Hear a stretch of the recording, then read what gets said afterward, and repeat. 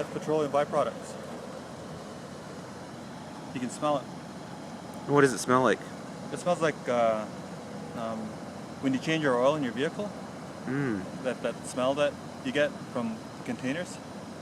It's the same smell, but like really old. Describe problems to aeration. Yeah. Well, you see they're aerating it, and the reason why a lot of people do that during cleanup processes like this is they want to get rid of this. So if you run a whole pile of bubbles in there and disrupt it, what that will do is often it will disperse the oil so that it doesn't collect like this, and it's easier to hide something if you disperse it. And they say it's good for the environment because what you're doing is you're dispersing oil a lot quicker than it would go naturally. And they're not trying to get the toxins and the oil out of there. All they're trying to do is hide it so people don't visually see it. So it looks like it's taking care of the problem, but really it's not. Yeah. It's just hiding the problem. And that's what these guys here do too, eh? The orange things? Capture all the visual stuff. You'll see a couple of shovels on the ground here. They use those shovels to clean this up, so they don't want public, I guess, coming in and having a look at it and taking video of stuff like this because, you know, visually they don't want people to see that their cleanup efforts aren't really working that well. And so the orange things that are shown right here, are they, it's just for the surface, right? Not anything below the surface? Yeah, well, there's heavy metals that get introduced to any water systems during a spill.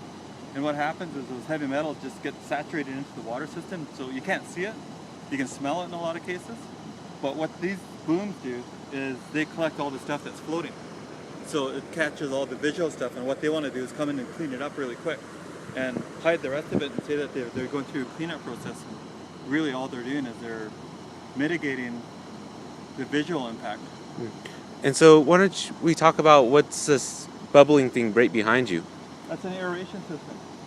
That's what I was saying earlier. The aeration system is designed to, create bubbles. The bubbles are designed to hopefully capture some of this stuff and allow it to collect in areas like this.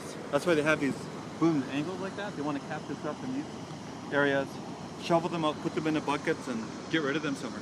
What they do with it, I don't know. They probably have some type of a waste management thing, but more than likely they're going somewhere else along the river and get rid of it. And so why don't we walk a little bit closer to it, and why don't you describe the smell of it as we walk closer? Well, this whole area is stink. I know there's you're explaining it as a water treatment plant, which usually means that there's like a sanitary lagoon somewhere nearby, and you can smell that instantly. But when we came around the corner back here, you can just pick up the smell when we were walking along the trail of this really strong, toxic aroma, and it was definitely petroleum based. I've been around a lot of petroleum industry towns before, and it's a familiar smell, but that smell is what this stuff is. What's in your hand? Out of the water. It's what's in these booms, like the ends of these booms. This stuff. They're attempting to clean it up, the visual part of it, but really, it's not doing a whole lot. It's not doing a whole lot. All it does is it hides what the public see as a pollution issue. When there's a lot more going on, the waters are saturated with toxins now. All the heavy metals that were in the oil when it got spilled are still in the water, still going through it, and that's not being cleaned up.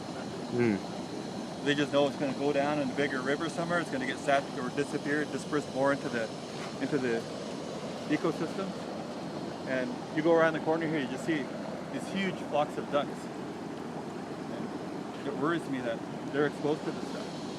Yeah, and then we noticed that once we were going up North River, you don't really see too many ducks.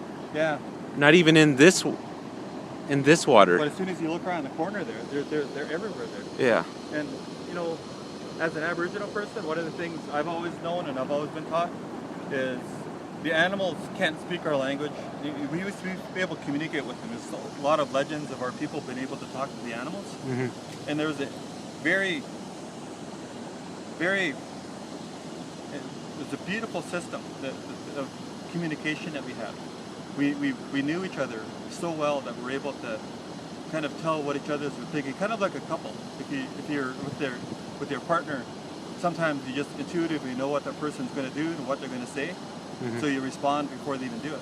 Well, that's the relationship we used to have with our ecosystem, and a lot of our First Nations people are becoming disconnected, and our hope is that our Aboriginal people become more connected to the lands again, so that we can begin being the voice of those that don't speak the common language, and fight for them, because they're looking for warriors to fight for them and protect them as well. And that is our responsibility as Aboriginal people, to be stewards of the environment. It always has been. The Creator gave us that responsibility and He put us here a long time ago. Each and every one of our tribes have those stories of our origins, and the Creator always gave us lessons, and we have to follow those. Because if we don't, we're not going to be any better than those who are destroying our environment. Yep. And stuff like this will happen with the oil spill of Suncor. Yep.